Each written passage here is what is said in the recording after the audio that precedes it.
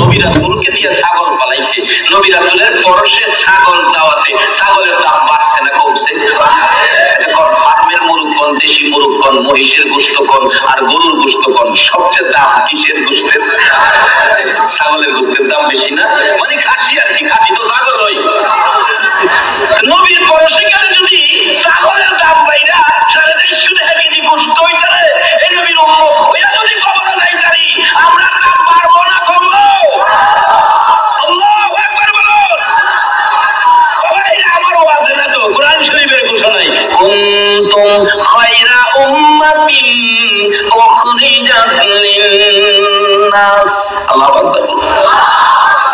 নবীর উম্মত, উম্মতের ইজ্জত সম্মানের ঘোষণা কোরআন শরীফে আল্লাহ নিজে করেছে। সে নবীর উম্মত হইতে আপনারা রাজি আছেন?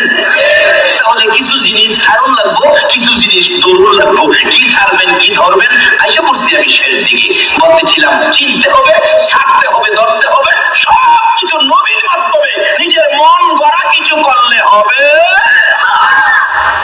আপনি মন গড়া কিছু করার কারণেই মুসলমানদের মধ্যে দলাদলি। যে ইসলামটা আল্লাহর মনোনীত, এটা বোঝানোর জন্য আল্লাহ মনোনীত মনোনয়ন দিয়েছেন, ইঞ্জিনিয়ার হিসাবে পাঠাইছেন নবী মুহাম্মদুর রাসূলুল্লাহ। আগে নবীকে চিনেন, চিনলে কি হয় দেখেন। বাস্তব ঘটনা বলছি। মা খাদিজা দেহে ছাগল বলছে 1200, এই অনুযায়ী বেড়া, দুম্বা, উট এটা কিছু কম আর কি। গইনা বলতেছে ম্যাডাম গইনালাম ছাগল 1200, উট 900, দুম্বা 1800, এমনি এমনি যাই বুঝাইতেছে। যিনি আসেন গইনা পাইছেন, এটা বুঝাইছে, বুঝাইয়া বলতেছে তাইলে অনুমতি দেন আমি এই মরুভূমিতে নিয়ে যাই। আচ্ছা ঠিক আছে যান। ম্যাডাম তো কাম কাজ ছেড়ে দিয়া খালি অনেক রাখালের কারবার দেয়। যা আসেন ঘরে দরজা খুললা গলার থেকে রশি সব সাইডা দিতেছে।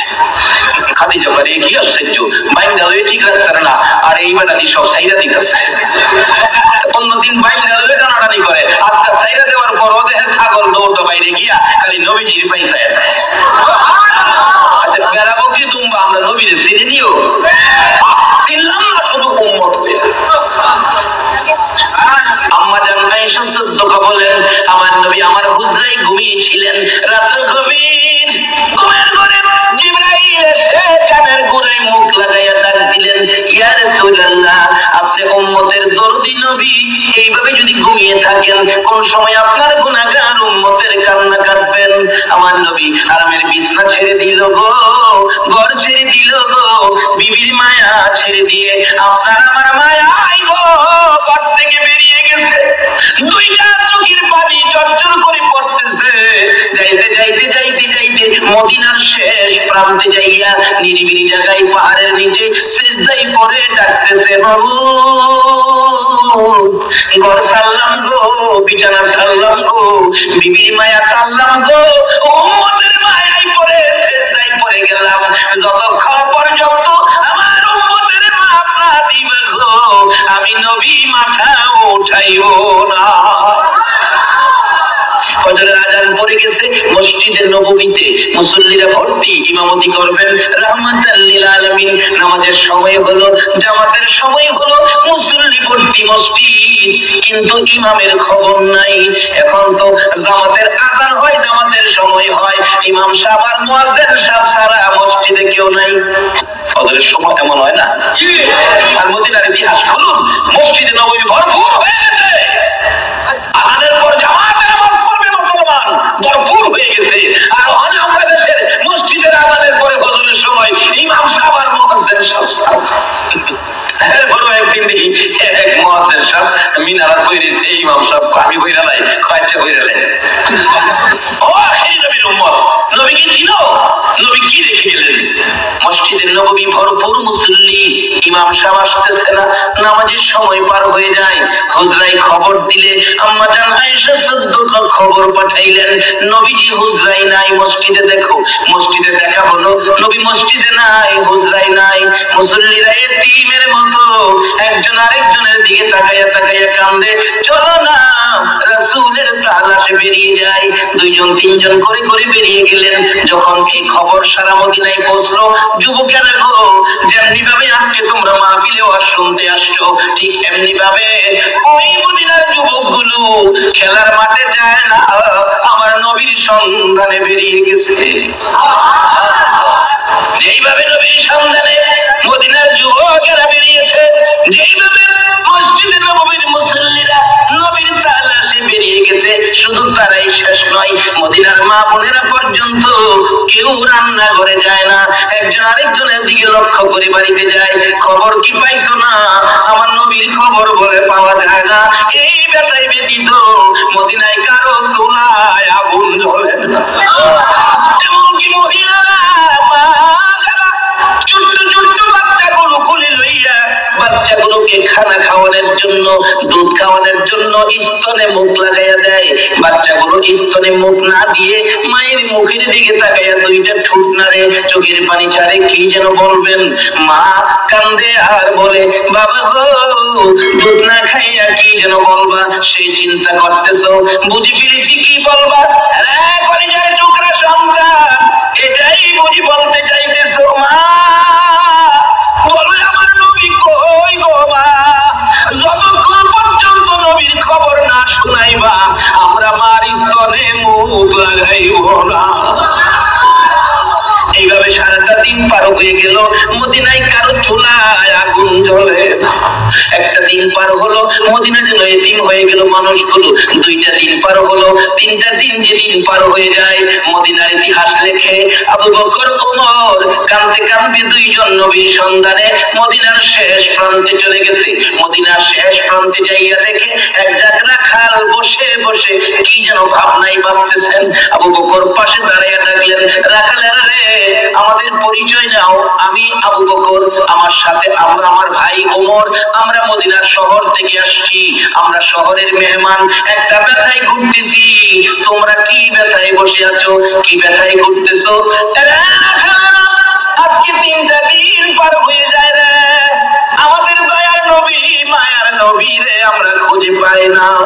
এই দয়ার নবী মায়ার নবী রে তোমরা মাঠে ঘাটে থাকো, তোমাদের নজরে পড়ছে কিনা? রাখালেরা একজন আরেকজনের দিকে তাকাই, একজনে বলে ফেললেন, ও আবু বকর ওমর, 3 দিনের সীমানা যখন দিয়েছো, আমরা তো তোমাদের দয়ার নবী চিনি না, মায়ার নবীও চিনি না, তবে 3 দিনের সীমানার উপর একটা খবর দিতে পারি। ওই পাহাড়টার নিচে একটা পূর্ণিমার চাঁদের মতো একটা মানুষ রে মায়ার চেহারা, নূরের চেহারা লইয়া সেজদায় পড়ে উম্মতি উম্মতি বলে কাঁদতেছে রে আবু বকর ওমর। আজকে 3টা দিন পর্যন্ত আমাদের যারা বকরি দুম্বা গুলো ওই লোকটার দিকে তাকাইয়া তাকাইয়া কাঁদে, ঘাস পানি খায় না। ওই মানুষটা যদি তোমাদের দয়ার নবী হয়, এই মানুষটারে এখান থেকে উঠাইয়া নিয়ে যাও, আমাদের বেড়া বকরি দুম্বা গুলো ঘাস পানি খাবে। এতে বোঝা যায় নবীর যারা চিনেছে বেড়া বকরি দুম্বা পর্যন্ত নবীর মায়ায় কান্দে, ঘাস পানিতে মুখ দেয় না। আবু বকর ওমর বলেন, দৌড়াইয়া যাইয়া দেখি আমার নবী সেজদায় পড়ে এখনো কান্দে, উম্মতি উম্মতি।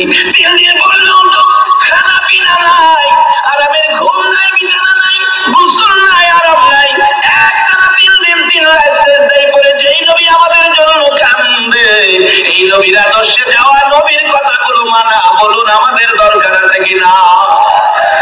বাবা মৃত্যুর পরে তো নবী ছাড়া কেউ আপনার পক্ষে কিছু করতে পারবে না। বাবার আসুন কথাগুলি লক্ষ্য দেন, আমি শেষ দিকে যাচ্ছি। বেড়া বকরি দুম্বা আমার নবীরে চিনে নি, চিনে? আমরা যে উম্মত, আমরা চিনার দরকার আছে নি? এই দেশে কারা আপন বানাইছেন? মরার পরে সব পরে, শুধু খালি কি কাপড়ের কাপড়ানো, কবর করো, কোন সময় দাফন করবা, জানাজার টাইম জানাই দাও, জানাজার টাইম জানাই। কোন ছেলে কইতো না আমার বাপের 3 দিন বাড়িতে রাখতে পরে বিদায় দেবে, এ কথা কেউ বলবে? তারা কি নবীর আদর্শ, নবীর কথা মানেন, নবীর তরিকা মানেন? বলতেছিলাম মা খাদিজা মহিলা হইয়া কি করে দেখেন, চাইরে সে দেখে সব বাইরে গিয়ে খার রয়েছে, কেউ ছটফট করে না, এদিক সেদিক দৌড়াদৌড়ি করে না, সবগুলো ছাইরা নবীজি আগে আগে রওনা হয়েছে, পিছে পিছে বেড়া বকরি দুম্বা সব লাইন ধরছে। খাদিজা কয়, আরে কেমন রাখাল হইলাম, এমন রাখাল তো দেখি না, বেড়া বকরি দুম্বাদি সব শৃঙ্খলা, সব শৃঙ্খলা। তারপর সে সব শৃঙ্খলা, আজকে আমরা সেই নবীর উম্মত, আমরা শৃঙ্খলায় যাওয়া দরকার আছে কিনা?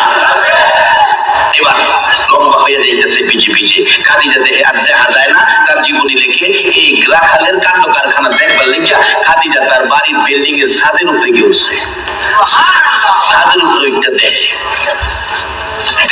একবারে মরুভূমিতে যাইয়া পাহাড়ের নিচে যাইয়া বেড়াবকি দুমবারে খাওয়ানোর নির্দেশ দিছে, হেরা খাইতেছে আর নবীজি বসে রয়েছে। মেঘের টুকরা আইসা নবীজির মাথার উপরে ছায়া দিয়ে রাখছে। লম্বা ঘটনা। খাদিজা খালি এই কারখানায় দেখে বাড়িতে এলে বলতেছে, ম্যাডাম গইনা বুঝালন সব ঠিক আছে কিনা? গইনা দেয় সব ঠিক আছে। খাদিজা জিগায়, রাখা আজকে কি পাহাড়ে বাঘ ছিল না? রাসূল বলেন, বাঘ তো ছিল, কইতো একটা তো বাঘে খাইলো না। কোনদিন ৫-৭টা বাঘে খায়, ২-৪-৫টা হারায়া যায়, কারণ এতগুলো একসাথে বাঘে খাওয়া হারায় যাওয়া এটা স্বাভাবিক। নবীজি বলেন, ম্যাডাম আমি মুহাম্মদের রাখালিয়াতের আওতায় যত বেড়া বকরি দুম্বা আছে এদের গায়ে হাত দেওয়ার সাহস জংলার বাঘের হয়েছে না। নবীর রাখালিয়াতের আওতায় বেড়া বকরি দুম্বার গায়ে যদি বাঘে হাত দেওয়ার সাহস না থাকে, এই নবীর উম্মত হইয়া যদি কবরে যাইতারি আযাবের ফেরেশতার হাত দেওয়ার সাহস থাকবে? মশাই ভাইলে ছাড়ে না, মশাই ঘুমাই দিচ্ছেন, কারেন্ট নাই, জামা কাপড় খুললে গরমের রাত্রে ঘুমাই দিচ্ছেন, মশা কানের কাছে গান গান হয়, গুন গুন গুন গুন গুন গুন গুন গুনা গুন ঘুমের কঙ্ক বন্ধু ঘুমাও, গগনের বন্ধু ঘুমাও, ইঞ্জেকশন পাও করতেছি। আমারও ছাড়ে না, সুযোগ পেলাম। আসুন আমরা আল্লাহ মনোনীত ধর্ম ইসলাম বোঝার জন্য নবীর আদর্শে যাই, নবীর তরিকায় যাই। বলতেছিলাম খাদিজা দেখে কি ঘটনা রে, সব ঠিক আছে, বাঘে বলে খায় না। এইভাবে কয়েকদিন থেকে আরেকদিন দেখে নবীজি গরম বেশি তো মরুভূমির গরম পাহাড়ের কিনারে একটা পাথরের উপর এভাবে হাতটা দিয়ে নবীজি ঘুমাই দিয়েছে, উপরে মেঘের টুকরা ছায়া দিতেছে, কিন্তু অনেক সময় গরম বেশি হলে ঘরের ভিতরেও গরম ঘুমাই দিচ্ছেন, ফ্যানের বাতাস গরম হয়ে থাকে। গরমটা প্রচন্ড, রৌদ্র তো গরমটা বেশি। নবীজির বলতে গরম গরম ভাত দেখে অজগর সাপ এসে নবীজির পাশে বসে ফনা ধরে তাল পাতার পাখার মতো মাথাটা করে নবীজির চেহারা মোবারকে বাতাস করতেছে। কিসে কিসে করে, কিসে? কারণ মশাই ভাইলে আমরা ইঞ্জেকশন করে বলে ইসলামে পুরাপুরি ঢুকলে হুজুর বাসন যাইব, সাপে কামড় দিত কি আর সাপে কামড় কি এটা বলবেন তো না। বাস্তব বাদশাহ ইব্রাহিম ইবনে আদহামের জীবনী, ইব্রাহিম ইবনে আদহাম পলকের বাদশাহ ছিলেন, বাদশার জীবনী খুলুন, অনেক লম্বা ঘটনা।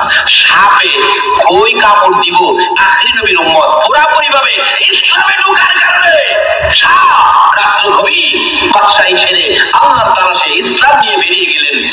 কম্বল শুধু সম্বল, কম্বল ছিটতে ছিটতে অর্ধেক হয়ে গেছে, 4 ভাগের 1 ভাগ শীতের মধ্যে কম্বল। এই বিছাইলে গায়ে দিবার থাকে না, বাদশাহ ইব্রাহিম ইব্রাহিম বিছাইলে গায়ে দিবার থাকে না, আর গায়ে দিলে বিছাইবার থাকে না, পাথরের বরফ ঠান্ডা হয়ে গেছে। কি করবো, একদিন রাত্রে বইলা রাখে, আল্লাহ গো নিচে বিছাইছি একটু কম্বল, গায়ে দিবার তো নাই, একটা কম্বল দাও না, একটা কম্বল, আল্লাহ একটা কম্বল দাও না। আল্লাহ কয়, ওই বাদশাহ ইব্রাহিম ইব্রাহিম আমার কি কম্বলের ফ্যাক্টরি আছে, কম্বল চাইছো? আল্লাহ তুমি না কইছো যা কিছু দরকার আল্লাহর কাছে চাইবা, আমি তো তোমার কাছেই চাইছি, এটাই তো শিক্ষা দিচ্ছ তুমি, তোমার কাছে তো চাইছি, কম্বল দাও। আল্লাহ করে চাইছো তো ঠিক দেউন তো লাগবো। অজগর পুরানা জঙ্গলার অজগর সাপরে নির্দেশ দিছে, অজগর তুই তাড়াতাড়ি যাইয়া বাদশাহ ইব্রাহিম ইবনে আদহামের গায়ের কম্বল হয়ে যা। অজগর সাপ গিয়া ইব্রাহিম ইবনে আদহামের গায়ে ঘুমাইতে বইলে ঘুমাইতে তো বেসাইতে বেসাইতে বেসাইতে বেসাইতে বেসাইতে কম্বল হইয়া মাথাটা মুখটা নিয়ে মাথার কাছে রেখা, কারণ মাথা যদি সাফাইয়ালা তা তো শ্বাস বন্ধি বেরিয়ে বোগা, সাপের মুখের গরম শ্বাসটা মাথার মধ্যে মারতেছে। দেখবেন ঠান্ডার সময় ভিতরতে শ্বাস বাড়িলে গরম হয়, আর গরমের সময় শ্বাস বাড়িলে কি হয়, সেদিন গরমে অতিষ্ঠ গরম, কিছুই নাই ফাঁকা টাকা, দেখবেন ঠান্ডা সাপের বোতলটা খুললা এরকম করে, যেটা গরমে লেগে করে না ঠান্ডা লেগে করে। আর কিন্তু প্রচন্ড শীত, লেগে মানে না না মোটে লেপটা দিয়া 2-3টা বউ যখন লেপের ভিতরে মারছে, ভিতরে কি হয়েছে গরম হয়ে গেছে। এই সিস্টেম কে করছে? আল্লাহকে চিনুন, বলুন আমাদের দরকার আছে কিনা। কেমনে তুমি আল্লাহরে বলে গেলা, তোমার কত কিছু দিছে, একদিন হিসাব করলাম না। শ্বশুর বাড়িতে গরিলা দিলে গরিলা ছেড়ে দেখা, আর কেউ কইলে না কইলে শ্বশুর বাড়িতে দিছে, একটা গরি দিছে 6 মাস পরে নষ্ট হয়ে যাবো, এত দেখানো ছেড়ে দেখাইলা, মাথার থেকে পায়ের পাতা পর্যন্ত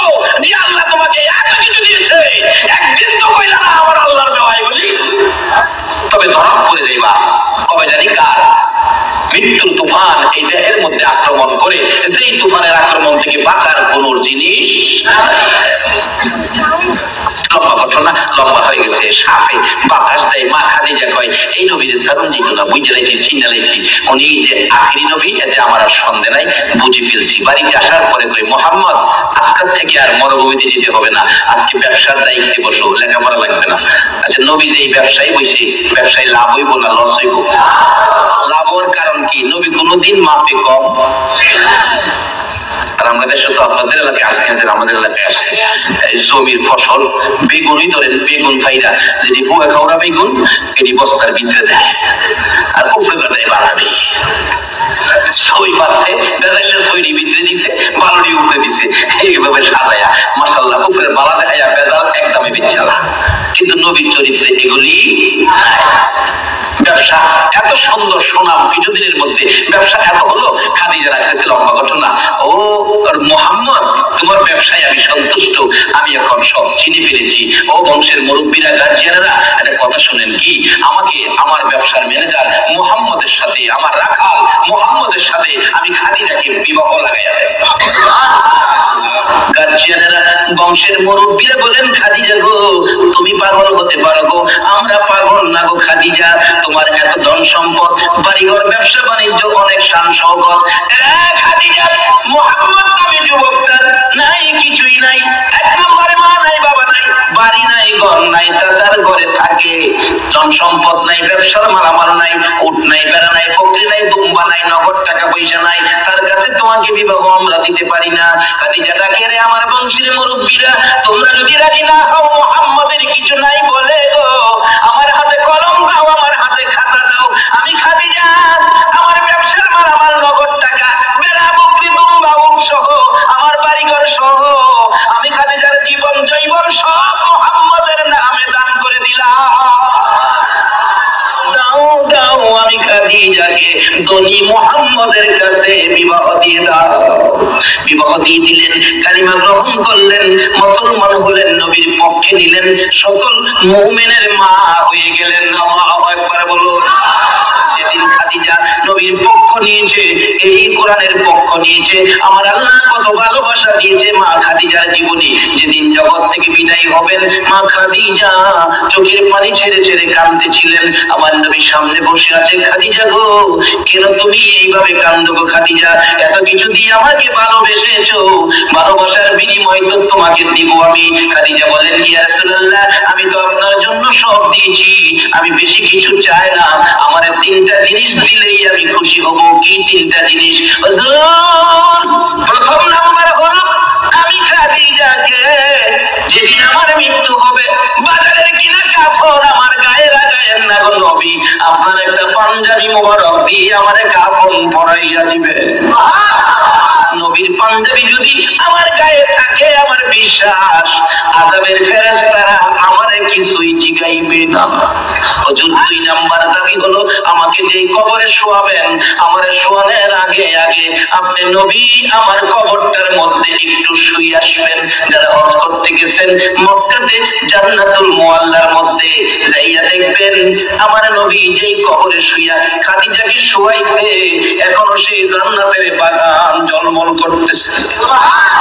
মা খাদিজা বলেন, ইয়া রাসূলুল্লাহ আমার দুই নাম্বার দাবি হলো আমাকে যে কবরে শোয়াবেন গো নবী, এই কবরটার ভিতরে আপনি আগে একটু শুয়ে আসবেন। বলুন নবী যে কবরে শুয়ে আসবো, এই কবরে আযাবের গন্ধ থাকবে কিনা? যে ঘরে নবী আছে বলুন ঘরটার ভিতরে রহমত বরকত আছে কিনা? কেমন রহমত? আসুন বাস্তবতায় যাই। ভারতের ঘটনা, ভারতের ইতিহাস বেশি দিনের আগের ঘটনা নয়। ডক্টর শিব শক্তি নামে একজন হিন্দু ভদ্রলোক, ডক্টর শিব শক্তি 70 লক্ষ হিন্দু যারা দেবতার মতো পূজা করত, এই বেড়ার ঘর একদিন নবীজি গিয়া ঢুকছে স্বপ্ন যুগে। হিন্দুর ঘর যদি যাইতারে, আমরা ঘরে একদিন নবী আইতারে না? আমরা তো দ্বিতীয় দাবি না, নবীর স্বপ্নই দেখতাম। হিন্দুর ঘর ডক্টর শিব শক্তি গিয়া নবীজি ঢুকে কয়, ও ডক্টর শিব শক্তি এত বড় বেড়া হয়ে গেছ গা, আমি নবী আইছি তোরে কালিমা পড়াইতাম, কি ব্যাপার করবি? ডক্টর শিব শক্তি কয়, হুজুর কোন কি, আপনি আইছেন মদিনার থেকে, আর তিনি করুন নবীজির হাত ধরে কালিমা পড়ে মুসলমান হয়ে গেছে। সকালবেলা ঘুম থেকে উঠে অন্যদিন সূর্যের পূজা করতো, আগুনের পূজা করতো, গাছের পূজা করতো, বাথরুমের পূজা করতো, যত পূজা আছে সব করতো, কিন্তু আজকে ঘরটা বাইর হয় না। সকালবেলা নাস্তার টাইম হয়েছে, বাইর হয় না। বিবি সাপ নাস্তা বানাইয়া ঘরের দরজায়, ঠাকুর কর্তা, ও ঠাকুর কর্তা, ব্যাপার কি? আজকে কি পূজা টুজা ছাইড়া দিলেন? দরজা খোলেন, নাস্তা লয়েছি। শিব শক্তি দরজা খুলছে। কি ব্যাপার, ঘরতে বাইরেন না? ব্যাপার কি, পূজা টুজা ছাইড়া দিলেন নাকি? ডক্টর শিব শক্তি বলেন, বিবি গো, আমি কেন ঘর থেকে বাহির হই না গো বিবি? আমার ঘরের দরজায় দাঁড়াইয়া তুমি কি টের পাও নাই? বিবি চোখটা বড় করে ঘুরাইয়া ঘুরাইয়া দেখে, আর চোখের পানি ছেড়ে দিছে। স্বামী গো, বলো সত্য করে ঘটনা কি? তোমার ঘরটা দিয়ে জান্নাতের বাগান হইয়া রইছে। স্বামী, তোমার ঘরের ভিতরে তাকাইয়া দেখি ঘরটা যেন রহমত বরকতে ভরপুর, সুগন্ধিতে যেন ভরপুর হইয়াছে। কোন মহান অতিথি তোমার ঘরে আসছিল? সত্য করে বলো গো স্বামী। বিবি রে, আমার কপাল ভালো রে, ভাগ্য ভালো রে, মদিনার কামলেওয়ালা নবী এসে আজকে রাত্রে আমার কালিমা পড়াইয়া গেছে, আজকে রাত্রে আমাকে মুসলমান বানাইয়া গেছে। যেদিন থেকে ডক্টর শিব শক্তির নাম পরিবর্তন হয়েছিল ডক্টর ইসলামুল হক, বাংলাদেশ উড়িয়ে গেছে। বিবি কই, স্বামী তাই নাকি? ও, যে করে নবী আইছে ঘরটা রহমত হয়েছে কিনা বলুন? এই নবীর আদর্শে ঘরে দেন, এই নবীর তরিকে ঘরে দেন, আল্লাহর কসম এখন আপনার ঘরে রহমত আসবে। এবার মাশাআল্লাহ ঘরের দরজায় দাঁড়ায় বিবি কই, স্বামী কপাল ভালো, ঠিক আছে নাস্তা বানায় আনছি, নাস্তা তো খাইবেন। ডক্টর শিব শক্তি কই, বিবি এই নাস্তা তোমার হাতের নাস্তা আমি তো এখন আর খাইতে পারি না, কারণ আমি তো মুসলমান, আমি ইসলামে ঢুকেছি। দেখছেন নি, ইসলামে একদিন হইতে ইসলামে ঢুকছে, এরপরে তোমার হাতের নাস্তা খাইতে পারি না। আর আমরা জন্মগত ভাবে ইসলাম হয়েছি, মুসলমান হয়েছি, এরপরে হিসাব কিতাব নাই, যেটা মানে চাই এটা ওই চাই। আমি কি কথাগুলো বুঝাইতে পারতেছি? বিবি কই, স্বামী এতদিনের মহব্বত একদিনে ভাঙিয়ে দিন না। ডক্টর শিব শক্তি কই, বিবি যত কথাই কও, যার মহব্বত অন্তরে ঢুকাইছি এই মহব্বত সেইরা কারো মহব্বত করতে রাজি না। নবীর মহব্বত অন্তরে ঢুকাইছি, এটা ছাড়তে পারি না। স্বামী খাইতেন না? হয় না, জোর করে খাওয়ান। আসলে স্বামীরে জোর করে খাওয়ান, এটা ইসলাম, এটা ইসলাম। স্বামীরে জোর করে গলার চিপা দুইটা খাওয়াইবেন। মাইরা বলে কেন, এটা মহব্বতের। অনেক সময় আসলে গোসা টোসা করে খাইতো না, এটা খাওয়াইবেন আবুল রহমানের সামনে না, নিরিবিলি নিয়ে খাওয়াইবেন। আর স্বামীর মোহ স্ত্রী খাওয়ান তুইলা দিব, স্ত্রীর মোহ স্বামী খাওয়ান তুইলা দিব, এটা ইসলাম। এটা যদি ঘরে আসে স্বামীর মোহ স্ত্রী, স্ত্রীর মোহ স্বামী খাওয়ান তুইলা দেয়, এটা গন্ত এই ব্যবহার থাকলে স্বামী স্ত্রীর মহব্বত বাড়বো না কমবো? তখন তো মহব্বত বাড়ে না, খালি কমে, খালি ঝগড়া জাতি। মাঝে মাঝে দোয়া লাগে, হুজুর দোয়া ফিরেন, ওনার বাড়ি অন্য আসবে 3 মাস দিন আমাদের রাহ হয় না। আচ্ছা, এটা কি শান্তি এলো না অশান্তি এলো? কেন স্ত্রীর সাথে রাগ করবে না তুমি? স্ত্রী কেন তোমার সাথে করবে না? এই আচার আচরণ স্বামী স্ত্রীর মধ্যে থাকতে পারে না।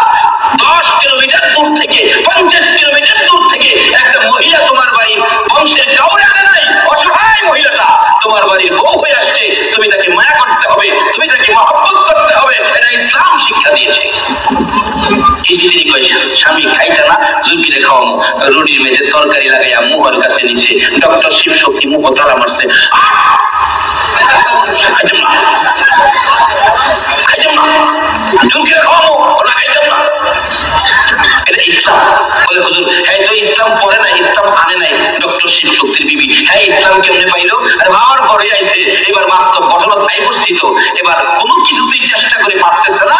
অবশেষে বিবি ডাক মারছে, স্বামী আর গোপন রাখতে পারলাম না, খান ভয় পায়েন না গো স্বামী, যেই সময় আপনাকে আমার নবী কালিমা পড়াইয়া যাইতেছিল গো স্বামী, যাওয়ার পথে আমারও কালিমা পড়াইয়া গেছে।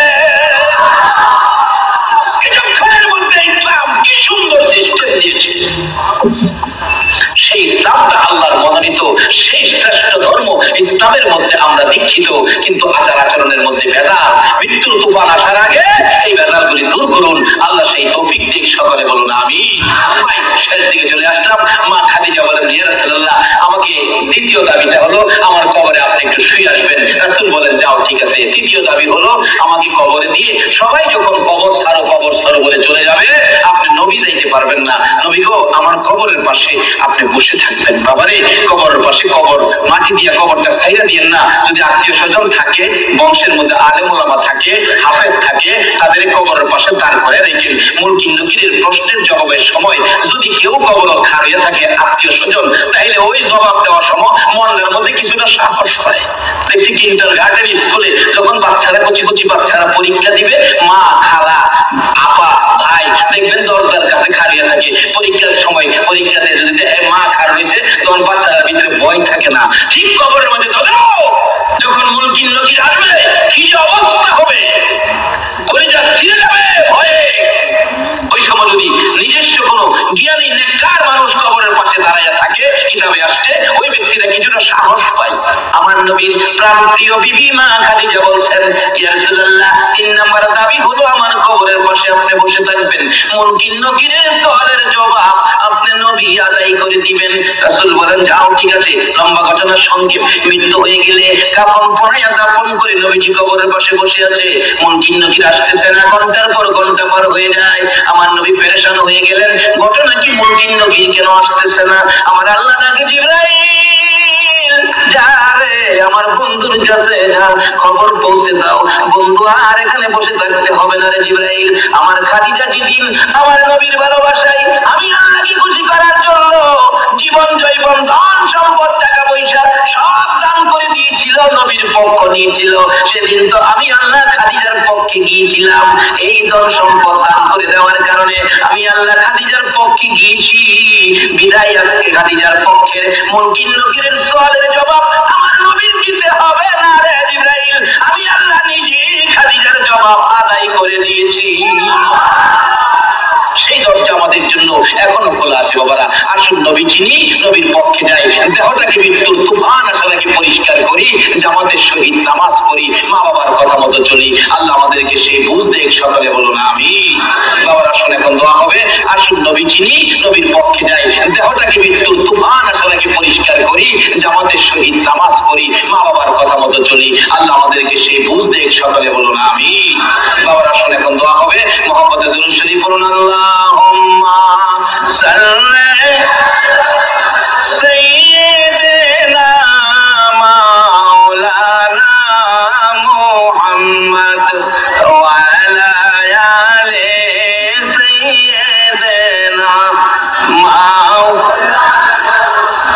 জনাব মাহতাব ভাই মাওনা চৌরাস্তা থেকে আসছে ক্যাসেট করার জন্য।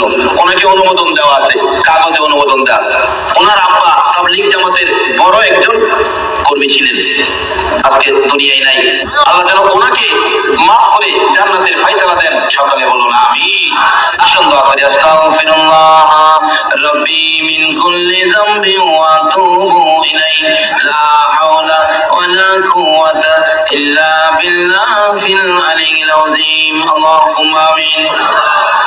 ربنا ظلمنا أنفسنا وإن لم تغفر لنا وترحمنا لنكونن من الخاسرين رب ارحمهما كما ربياني صغيرا رب العالمين মায়া নজরে তাকিয়ে দেখো গো তোমার আদরের বান্দা বান্দিরা আরামের ঘুম হারাম করে কেন জানি আজকের মাহফিলে এতিমের মতো বসে আছে, দুটো করে হাত ভিক্ষুকের মতো তোমার দুয়ারে বাড়াইছে।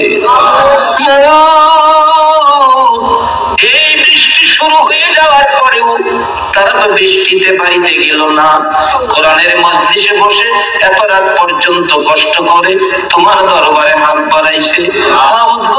তুমি জিগাও না তোমার বান্দারা কেন তোমার কাছে হাত বাড়াইছে। দুনিয়ায় দেখছি সন্তানেরা যদি মার কাছে হাত বাড়ায়, মা টাইনা খুলে নেয়, দুই হাতে চুমো দেয় আর বলতে থাকে, বাবারে আমার কাছে হাত বাড়াইছো, আমার দি মন চায় তোমার কলিজাটা খুইলা দিয়া দিতাম। বাবার কাছে সন্তান হাত বাড়াইলে কলিজাটা খুইলা দিয়া দিতাম। বাবার কাছে সন্তান হাত বাড়াইলে বাবা টাইনা খুলে নেয়, পকেট থেকে 500 টাকার নোট বাহির করে দেয়। মার মতো দরদি সন্তানের হাত বাড়াইলে টাইনা খুলে ফিরা দিতে চাই। বাবার মতো দরদি সন্তান হাত বাড়াইলে 500 টাকার নোট দিয়ে দেয়। তোমার 99 ভাগ মায়ার দুয়ারে তোমার আদরের বান্দারা হাত বাড়াইছে গো আল্লাহ। আল্লাহ গো, তোমার আদরের বান্দা 99 ভাগ মায়ার দুয়ারে হাত বাড়াইছে। মা বাবার মতো দরদি যদি হাত খালি না দেয়, তুমি কেমনে তোমার বান্দার হাত খালি ফিরাইবা গো আল্লাহ? ফিরাইও না, ঘুরাইও না। কার জীবনে কত গুনাহ হিসাব জিগাইও না। কে মেয়ে কে পুরুষ কাউরে কিছু কইও না। আজকের মাহফিলের উসিলায় আমাদের সকলের জীবনের গুনাহগুলো ক্ষমা করে দাও আল্লাহ গো। জীবনের গুনাহ ক্ষমার দরখাস্তের পর আরেকটা দরখাস্ত করি, তুমি রাগ হইও না। তুমি যদি রাগ হও, তোমার বান্দার মনের দুঃখ লইয়া কই যাইব রে আল্লাহ। আমি জানি না এত রাত পর্যন্ত মোনাজাতের আশাই রে কার মনে জানি কি ব্যথা গো আল্লাহ, কার মনে জানি ব্যথা মানাই গো দরদি মা। মা গো, ও মা তুমি কই গো মা? যার বাবা নাই রে বাবা হারা কে জানি হাত বাড়াইছে। বাবা সন্তানের কত মায়া করতো, মাথার গাম বাবার পাতায় পড়তো। সারাদিন কষ্ট করে বাড়িতে রওনা হইলে বাবা কোনদিন খালি হাতে বাড়িতে গেছে না। সন্তান কমলা চাইছে, রিক্সাওয়ালা বাবা সারাদিন রিক্সা চালাইয়া প্রয়োজনেও বাজার করে কমলার পয়সা হয় নাই। আরো বাবা বাজার গুলো দোকানে রাইখা রে 2 ঘন্টা সময় বেশি রিক্সা চালাইছে। রাত্র 10টায় কমলার পয়সা রোজগার হইছে, কমলা লইয়া বাবা বাড়িতে গেছে। যাইয়া দেখে কমলা খাওয়াই না, ঘুমাইয়া রইছে। বাবা মাথার পাশে বসে ডাকে, আরে বাবা ও আমার কমলা খাওয়াই না রে, উঠো তোমার বাবা কমলা লইয়া আইছে। মা নিষেধ দিছে, ছেলেটা ঘুমাইছে, বিরক্ত কইরো না। কেন বিরক্ত করতেছো? বাবা বলছে তুমি তো জানো না আমার বাবা কমলা চাইছে, কমলার জন্য 2 ঘন্টা সময় রিক্সা বেশি চালাইছি। 4টা কমলা আনছি গো, একটা কমলা যদি না খাওয়াইতে পারি আমি বাবা সারা রাত ঘুম হবে না। এই দরদি বাবা কার জানি দুনিয়ায় নাই, দরদি মা কার জানি দুনিয়ায় নাই। যে বাবা মা সন্তানের জন্য কত মায়া গো, সন্তান কোথাও গেলে রাত্র 10টা বাইরে গেছে বাড়িতে আসে না, বাবা ডাকতেছে, ও সন্তানের মা হারিকেনটা ধরায়া দাও, আমি বাস স্ট্যান্ড পর্যন্ত যাই। বাস স্ট্যান্ড যায় বাবা দাঁড়াইয়া রইছে গো এতিমের মতো। একটা বাস যদি আইসা স্ট্যান্ডে লাগছে, বাবা দৌড়ায় যায় দরজাটার কিনারে দাঁড়াইছে। কত মানুষ নামে, আদরের সন্তান তো নামে। বাবা অবশেষে কাঁদতে কাঁদতে বাড়ির দিকে রওনা হয়েছে। বাড়ির সামনে যাইয়া দেখে কাঁঠাল গাছের নিচে দাঁড়াইয়া মা দরদি কাঁদতে বিদাইয়া বিদাইয়া। এই মায়ের অভাবী বাবার অভাবী যারা হাত বাড়াইছে গো আল্লাহ, আর দেরি করো না, এই মুহূর্তে ওই সকল মা বাবার কবর জান্নাতের বাগান বানাইয়া দাও। মা বাবা যারা দুনিয়াতে আছে হায়াত বাড়িয়ে দাও। মা বাবা কেমন জিনিস বুঝার তৌফিক ছেলে মেয়েদেরকে দান করে দাও আল্লাহ গো। দাদা দাদি নানা নানি শ্বশুর শাশুড়ি আলিয়া ওলাদ বংশধর মুরব্বী পাড়া প্রতিবেশী খানদানবাসী মহব্বতী যারা কবরে গো, সকলের কবর জান্নাতের বাগান বানাইয়া দাও। আজকের মাহফিলের আয়োজন যারা করেছে আল্লাহ গো, তাদের বংশধর মুরব্বী খানদানবাসী যারা কবরে, সকলের কবর জান্নাতের বাগান বানিয়ে দাও। আল্লাহ খাস করে দূর দূরান্ত থেকে যারা বৃষ্টির মধ্যে কষ্ট করে মাহফিলে আসছে, আমাদের মধ্যে যারা বিমার সেবা করে দাও, যারা অভাবী অভাব দূর করে দাও, যারা নামাজি নামাজ কবুল করে লও, যারা নামাজ পড়ে না নামাজের বোঝ দান করে দাও আল্লাহ। যারা ব্যবসা করে সকল ব্যবসায়ী ভাইদের ব্যবসায়ী বরকত লাগাইয়া দাও। যারা চাকরি করে পদোন্নতি দান করে দাও। অনেকের ছেলেরা বাইরে বিদেশ থাকে, সকল